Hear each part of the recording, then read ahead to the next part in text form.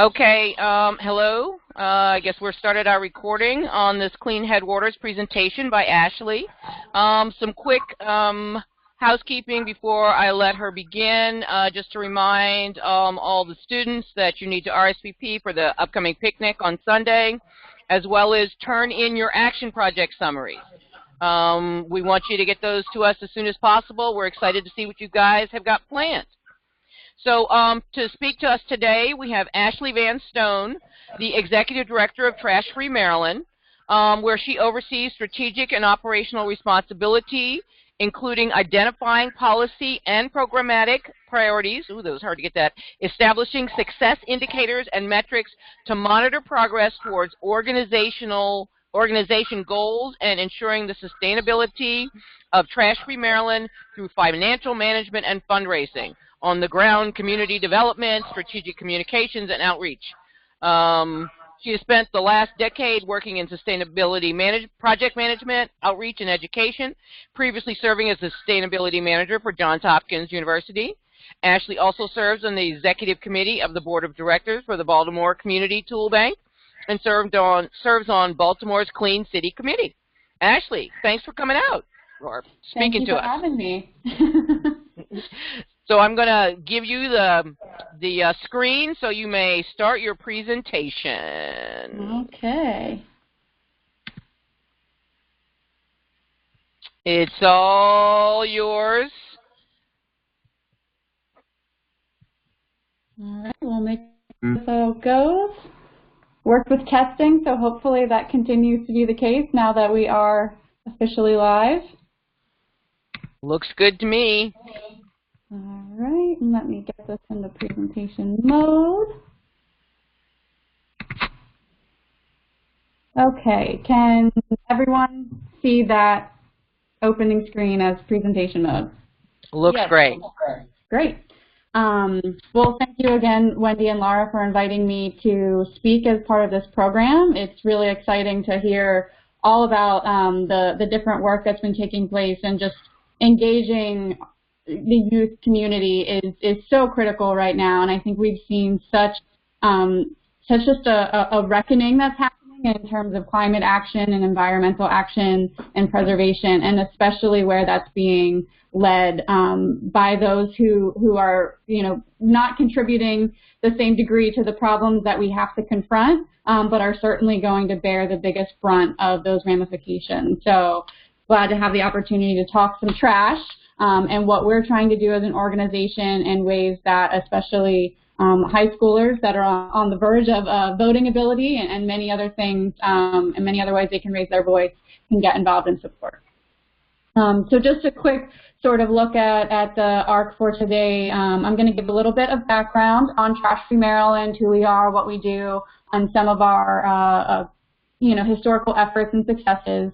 I'm also going to position the problem. I know that folks have probably received some of this through other components of the Clean Headwaters initiative, but just do some of that problem setting and kind of where that really drives our tactical approach. We'll talk about some action and then advocacy and what that really looks like in terms of the considerations and tools to have in mind and have at your disposal or to pursue when thinking about advocating for legislative or policy change. And then hopefully at the end we'll have some time for discussion and questions that may arise. So to give a little bit of context, basically our vision is to have a Maryland that is clean and thriving and free of litter and trash pollution. We're one of the leading advocates for public policies and systems level change. So we are really focused on the root causes of litter and working towards solutions that sustainably address it and ultimately work to prevent it. We are not really the cleanup organization, so that work is absolutely essential, and we work with partners in a number of regards to either help support their cleanup and mitigation efforts or partner in very specific ways in terms of gathering data and imagery that we can use in our advocacy work to engage elected officials on the problem and why we want them to pursue the solution that we're advocating for.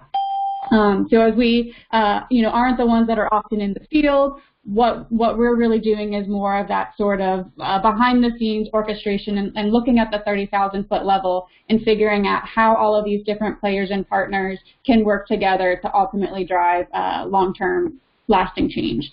So one of the ways that we do that is, through coalition building and working to create networks of partner organizations, interested and passionate individuals, and other appropriate stakeholders that are working on litter and trash issues. Not only is this an opportunity, like I said, to gather important information that we use in testimony and educational resources for state and local officials, but it also allows us to just coordinate efforts and be more cohesive in our approach in the meantime where we need to pursue mitigation. It also just helps to kind of raise the profile of the problem of litter. We'll talk a little bit more about that later on, but it can sometimes seem so simplistic of a problem that seems like it has a simplistic solution, but it's much more complex than that. So how can we start to change the dialogue around litter and trash pollution and waste generation in general, which I think we've just seen so much evolution in the past year as this has become a lot more prominent of an issue in the media. And then second, obviously, is we advocate for trash and litter reduction legislation. And then thirdly, we work with directly with city governments, different agencies, businesses, industry, and individuals on those sort of programmatic actions they can take towards source reduction, better waste management, other ways of helping to generally change the way that we're both generating and managing trash. So I won't go exhaustively over everything on this slide. Folks can, kind of refer back to this. But this is just some of the big milestones that we've had as an organization. Both, our genesis, we were founded in 2010, and then fully incorporated as our own independent nonprofit in 2015. And then, scattered throughout that are some of the significant legislative successes we've had that consists of plastic bag fees or bans, including the plastic bag fee that exists in Montgomery County. Can everyone hear me? Yeah, great. Okay. And then a lot with EPS foam, so your expanded polystyrene foam food containers, which we have been working on for the past 3 years at the state level, as well as a number of local campaigns. As I talked about sort of the general work that we do, we kind of put that into 4 main buckets: the policy and legislative action, the programmatic initiatives and systems level change, but then also behavior change and amplification, so where we're doing outreach programming or developing educational resources or just other types of events that get people to understand the issue of litter as well as activate them to take immediate action right now, whether that's in mitigating it in their own neighborhood or joining us as we work towards the legislative solution. And then the 4th bucket is research. So some research that we conduct directly as an organization, but also partnering with scientific experts and with others to generate the useful data that we need to ultimately make the case for policy change. So to position the issue a little bit, although like I said, many of you are probably well versed in this, it's been very hard at this point to ignore the challenges with the waste that we are making and the waste that we are mismanaging. So there's the adage that plastics make it possible, and that's kind of led to this rise in just an excessive consumption of single-use items. So for us, it's plastics are making pollution possible. The numbers that are contained in this slide are a few years old, so they're not even reflecting what we're seeing in terms of the complete disruption of the worldwide recycling market. So, we keep seeing the numbers around the increases in projected plastic production where the recycling rates are continuing to hold steady at very, very low. And we're seeing those increasing projections in terms of plastic pollution that by 2050, not that far from now, there's expected to be more plastic than fish in the ocean when you look at it by weight. And we're only scratching the surface in terms of what the implications of this plastic pollution are, both to ecosystem health as well as human health. So when did they become so popular? This is a magazine cover from Life, from well before any of you were born. And it was really this kind of turning point in terms of production and consumption. So if you look at this chart, in 1950, the amount of plastic that was being produced globally, and then, where it was as of 2014, which is when this particular study was conducted. So, we know that it's continued to increase since 2014, and it's increased exponentially, and that's the current path that we're on, unless there is some drastic action, both legislated as well as companies really taking to heart the role and responsibility that they have in our global waste challenges. And if you look at this chart, the biggest takeaway is who is at the top of the pack in terms of consumption, and that is us here in the U.S. So as I kind of alluded to, that I would love everyone to walk away seeing litter as something that's as much more nuanced and complex than just, someone lazy throwing something on the ground or outside of their car. That certainly is a factor in many of the cases, but we've done some research here in Baltimore City to really try to uncover more what those motivations are. And at the end of the day, we know, as with many things, there are different inputs and social factors that drive anyone to take a certain action. And so we really need to understand what is cultivating a certain motivation to litter in order to identify the ways that we can try to change attitudes and behavior accordingly. It's not something that is isolated. It's not one singular cause, and so there's one singular solution. And it requires really an all-hands-on-deck type of approach. One of our programs here in the city that's called Less Litter, Be More, it's really trying to position the actions that anyone can take anywhere, because even if you're not the person contributing directly to the problem of litter, you can still be a direct part of the solution. And that's what we really need, is just that critical mass in order to change the conditions that we can ultimately then change the culture around long term. And a lot of it really comes down to, this idea of convenience culture, and that extends to action. We need to make it convenient, accessible, and culturally acceptable to be picking up litter routinely, and to make it just part of the normal dynamic, and ultimately change the guiding dynamic. If you've heard, the word microplastics, that's definitely kind of where the problem of all of this plastic waste that becomes plastic pollution really kind of reaches a whole new level. As these materials end up in our waterways, they are breaking into smaller and smaller pieces that create a lot of compounded challenges, right, in terms of thinking about solutions. So one, they're really, really small, so they're ingested by marine life of all scales. We're seeing, oysters and filter feeders consuming them, as well as sea turtles, dolphins, whales. I mean, it's really hard, like I said, to not go a day without hearing something tragic showing the impacts of plastic pollution on those creatures that have no control over those conditions.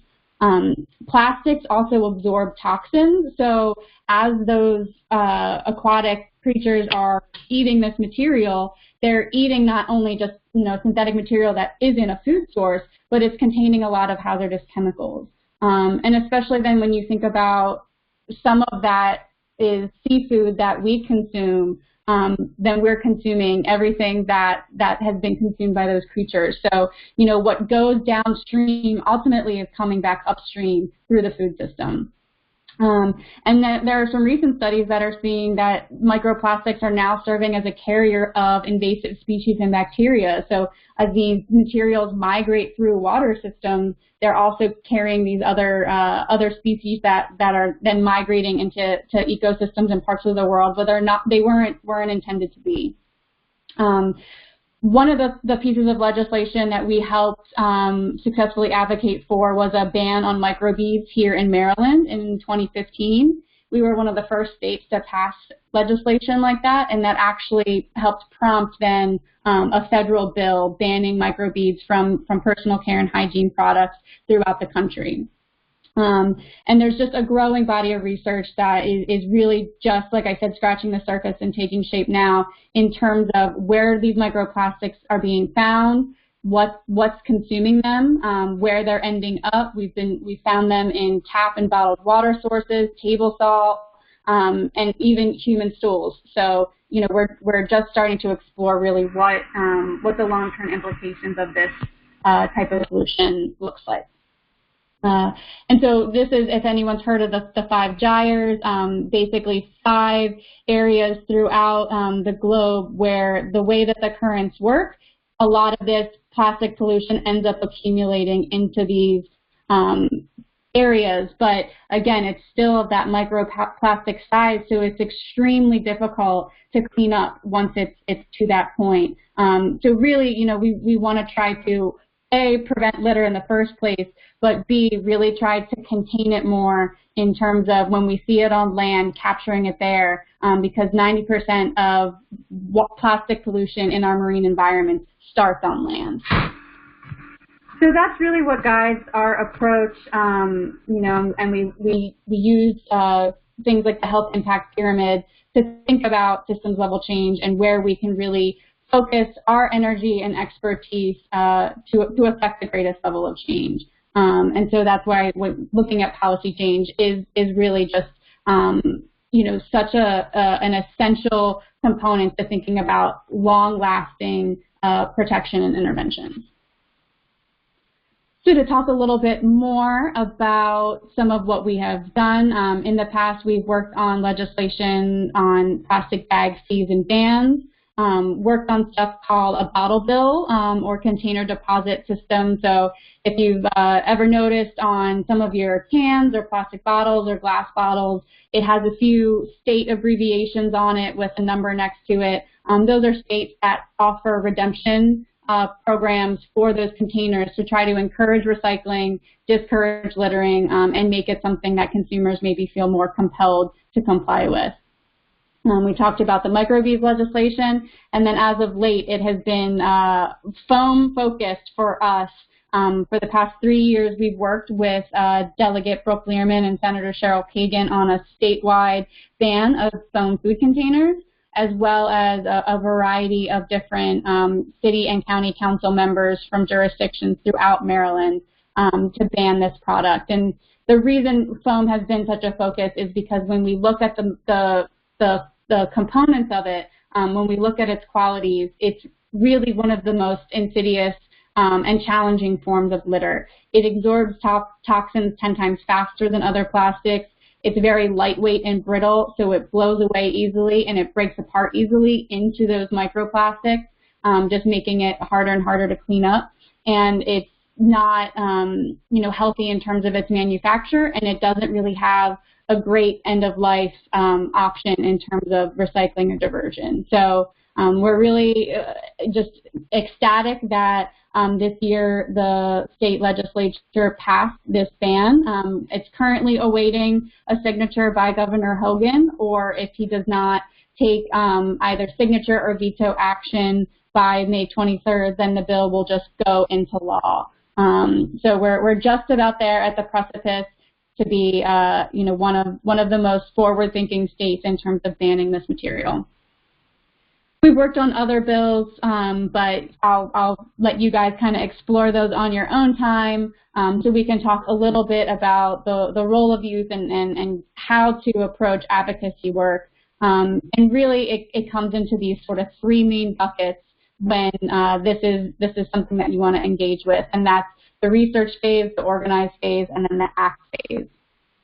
And you know, we've just seen such an increase, I think, in the level of discourse around climate change recently and around environmental issues. And I absolutely credit so much of that to the range of, from elementary school students to high school students to college level that are really taking this issue, to our elected leaders and making them confront the reality of it. It's just been really inspiring at the same time that, that so many more studies are coming out that can just be so overwhelming and disheartening to engage with. But, this is where the future lies. So I commend you all for participating in this program and hope to hear from you about the work that you want to do. So thinking about, legislative change and policy change, the first phase, like I said, is research. So it's really important to take the time to get informed, on the issue that you want to work on or potentially a few issues, and really learn everything you can about it. Engage with what efforts have been made in the past, whether it's by nonprofit organizations, legislators, governments, just really engage with, what is the history around, any efforts to address this previously. And what's really important is as you're doing all of that research is thinking about, if there's a particular type of legislation you really want to get behind, you really want to ban plastic bags throughout the state, understand, what are the different challenges to doing that, not just from an implementation standpoint, but from different perspectives, and account for those different perspectives as much as you can, whether that's having conversations with people or doing just that research in terms of, okay, what are the implications to a ban versus a fee versus another approach. And what that will allow you to do is really understand, what are your barriers going to be to advocating for this type of step forward? Who is going to be your opposition? Who is this going to maybe make something harder for, or more expensive, or just whatever change it will necessitate? What are all those different implications, so you can then strategize accordingly? Second is connecting with partners. So this is sort of the bridge between research and organize.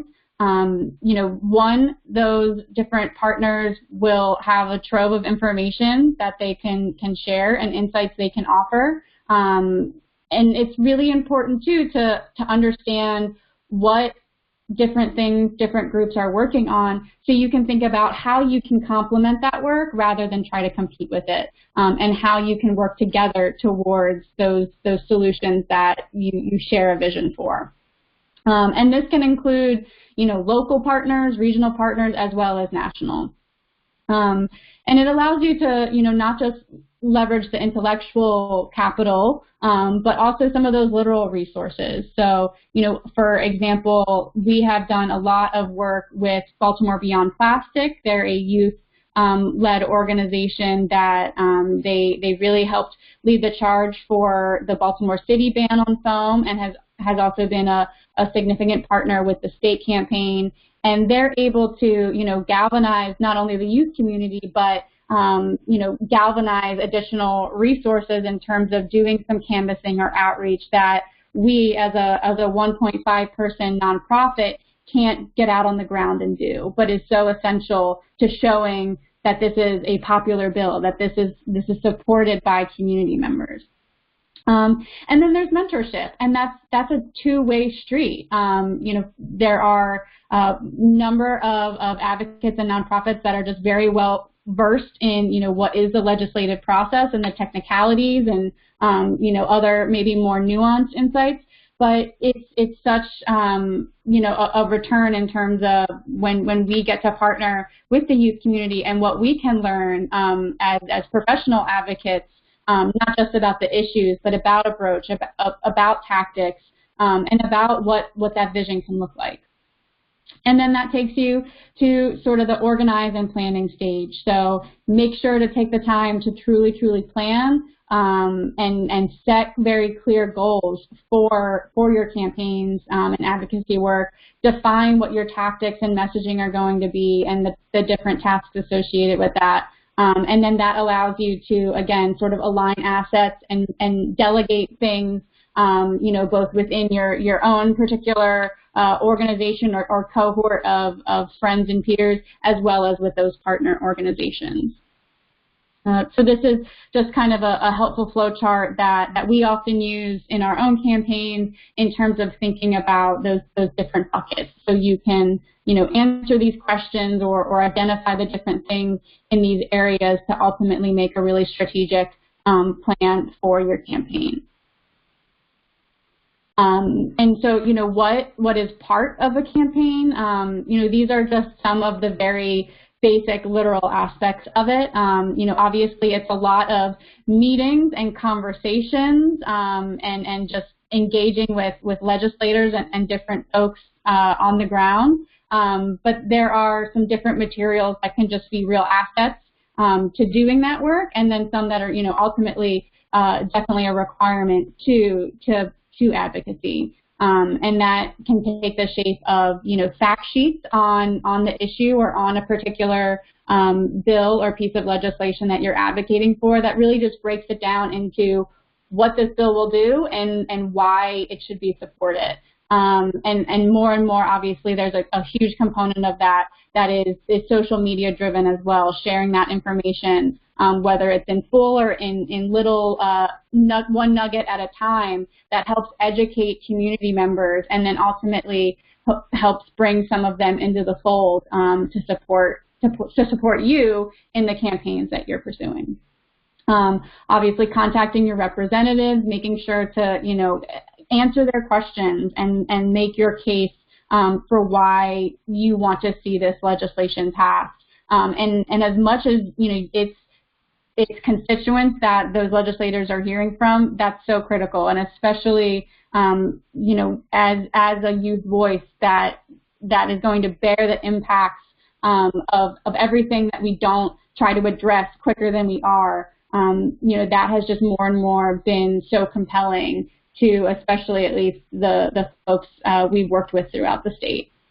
Sign-on letters and petitions, so this makes it easy for someone who might not be, you know, willing to invest the time to really campaign hard for something, but does support the concept, so people can ascribe their name and that is then sent to their elected representatives.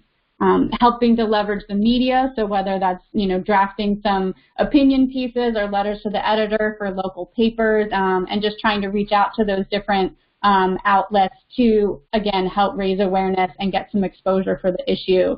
That has been so significant for us in the phone campaign. The 3 years of just kind of cumulative coverage has been so essential in educating so many Marylanders about the bill and really helping to generate, you know, what has come to be some very popular support for it. When you get into, you know, a bill is introduced and it's going through the legislative process, it will have a hearing, and so you can submit written testimony or you can come and testify orally. And, you know, there's different, every jurisdiction is different in terms of how much time you get. Usually it's around the 2-minute mark, so you have to make your case very succinctly, but it's a great way to kind of get your message, you know, straight to those who will be taking the vote on it, and just having more people present in the room supporting a bill in and of itself really kind of can show the support for it, and making sure that diverse perspectives are at that table is really key. And then events and rallies, so, you know, just gathering people to make a ruckus and help raise that awareness on the issue, and again show the level of interest in legislative solutions. These are just some of the sort of key tips and tactics we keep in mind as an organization when we're thinking about community outreach in terms of some of that messaging. You know, you definitely want to be considering your audience throughout, you know, and what those different conditions and nuances might be in order to reach people and meet them where they are in a way that's going to resonate. what we try to do is very much make sure sort of the language, the calls to action are inclusive, that, you know, we want you to be a part of this movement. We want you to be a part of our community and join us in our vision for a trash-free Maryland. And we want to answer your questions on what it will take to get you there, rather than, you know, don't litter, don't do this. Certainly we have to be very, you know, forthright and pragmatic about the problem, but that's typically not going to be the best way to grow your coalition and your base of advocates. Think about all your tools. So, you know, traditional and social media, social capital and social systems. So thinking about, you know, your particular network and how you can, you know, engage your peers or your family or your neighbors in a certain way that is going to really make the most of the resources that are most readily available to you.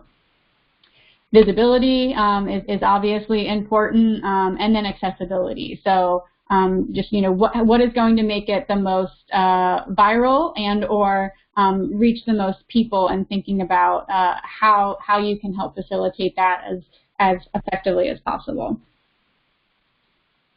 So ways to support our work. I didn't talk about all of our different outreach efforts today, but I would happily share more about them for anyone interested. But, you know, we are working right now on some different bills pertaining to plastic bags in some different jurisdictions. There are ways you can just work to fight litter every day. You know, when you see it, don't say something, pick it up, and then say something on social media. You know, take a picture of the litter, take a picture of you, you know, cleaning it up, and tag us and hashtag less litter. That maybe some of you saw the sort of trash tag thing that went viral a few weeks ago, but now it seemed to have tapered off. Let's keep that going. We want to contain the problem as part of the pathway to long-term prevention. Reduce your waste, find ways that you can do that in your daily life and inspire those around you to do the same. And then vote in whatever ways that you can right now, and then eventually we'll be able to. You might not be able to vote on a ballot just yet, but soon enough you will. But with what you buy, where you spend your dollars, you know, what you communicate through your social media, what you communicate through your behavior, what you're modeling and what you're reinforcing is, you know, something you can consider with every decision that you make and what you're trying to encourage through all of those decisions. These are just some different resources about plastic waste, but I mean, this body is growing every day. And if you search plastic pollution on Google right now, it's something, at least one thing a day, talking about waste and trash pollution and litter. So with that, I'll open it up if anyone has any questions or comments, and any other ways that I can be a helpful resource. Thanks, Ashley. This is Laura. Can you hear me? I can hear you. I have a question for you on the polystyrene ban in Maryland. Mm-hmm. Can you highlight kind of how that campaign went forward? It took years.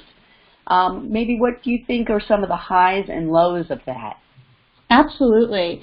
So one of the things that was a big challenge is sort of the case from some of the business community.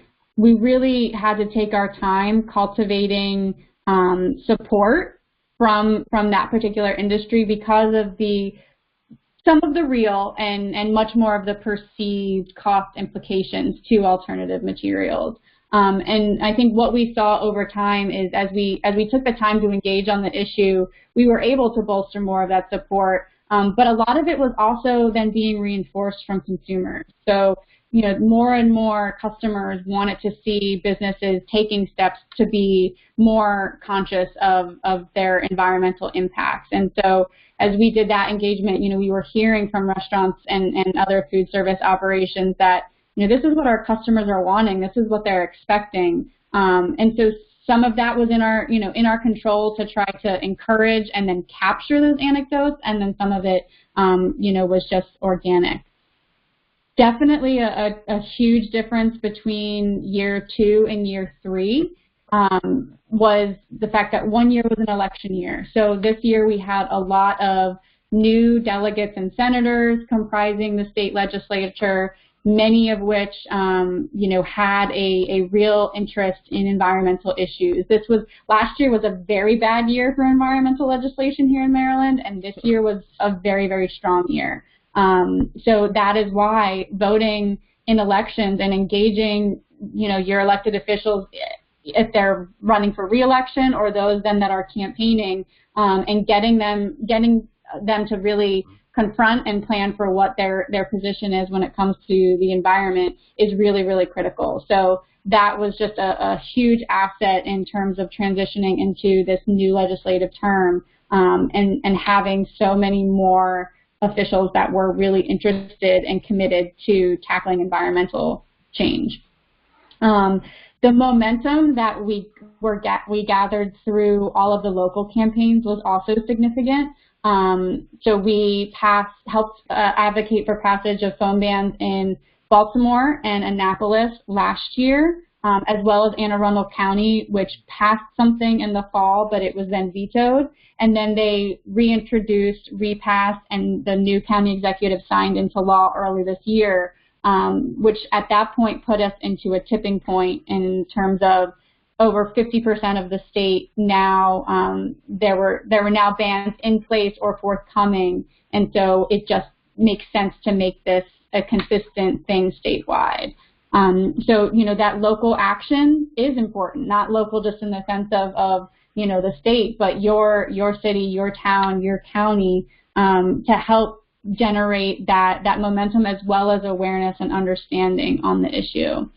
And then I think the last thing was, we just saw our coalition grow. We saw our, by merits of that, our capacity grow, our capacity to meet with legislators, our capacity to conduct education and outreach to constituents, our capacity to gather data and photos that really illustrated the scope and scale of the problem, and including data then on, proof of concept. So we had some counties that had passed phone bans a few years ago, so we now could assess, what has the impact been? What are the reductions in litter levels?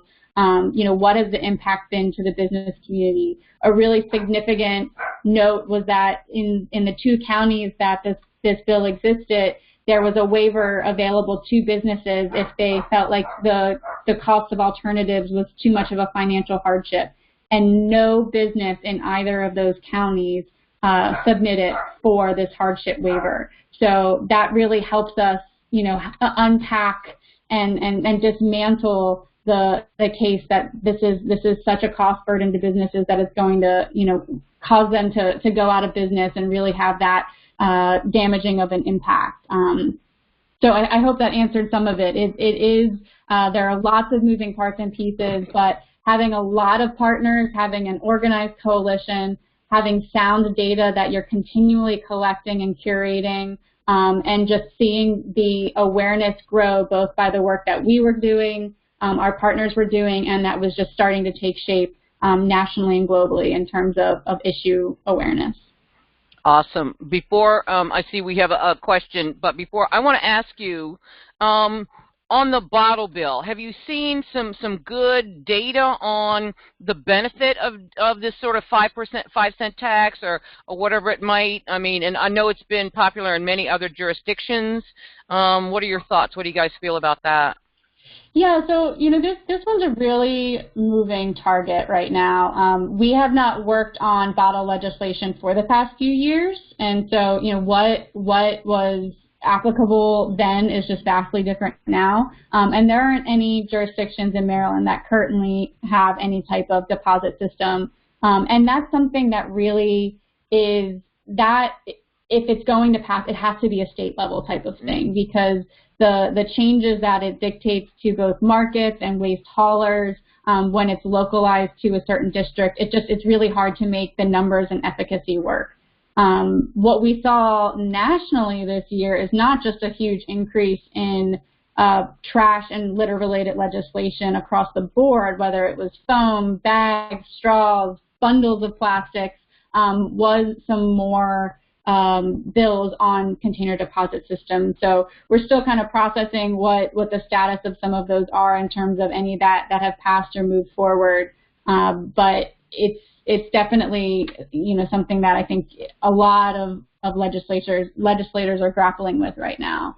In terms of the recycling market, it's really a challenge because just the value of these materials as a commodity has, in most cases, diminished. Aluminum has held its value, but plastic has gone down. Glass is very unvaluable right now. And so it really comes down to a few things in terms of, one, plastic production and manufacture. A lot of the plastics that we're making are different types of plastics, so they require different processes to recycle, and then that means they have different values based on the complexity and the reusability of that raw material. As well as then, you know, where we're creating demand as consumers for products with recycled content that then, you know, perpetuates that whole system and improves the value model that ultimately can make recycling just more effective overall.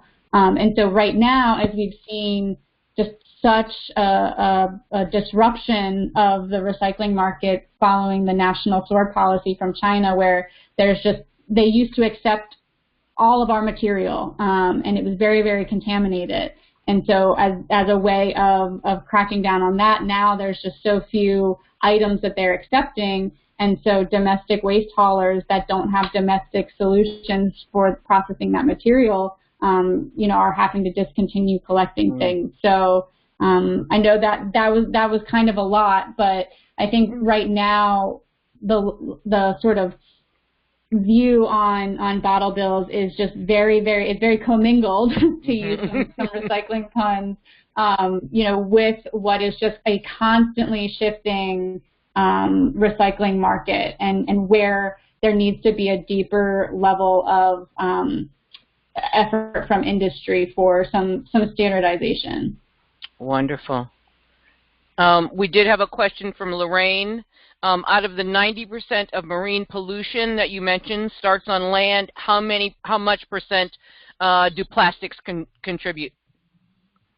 That's a great question. I don't have that specific statistic right in front of me. I probably can find it buried in some of the resources that we have, but we do know it's significant, and it's a mixed bag of plastics. So it's, you know, everything from the stuff that is picked up as litter to the stuff that starts out almost as microplastics, like microfibers from doing your laundry, from things that are in our clothes that then are ultimately ending up in our waterways.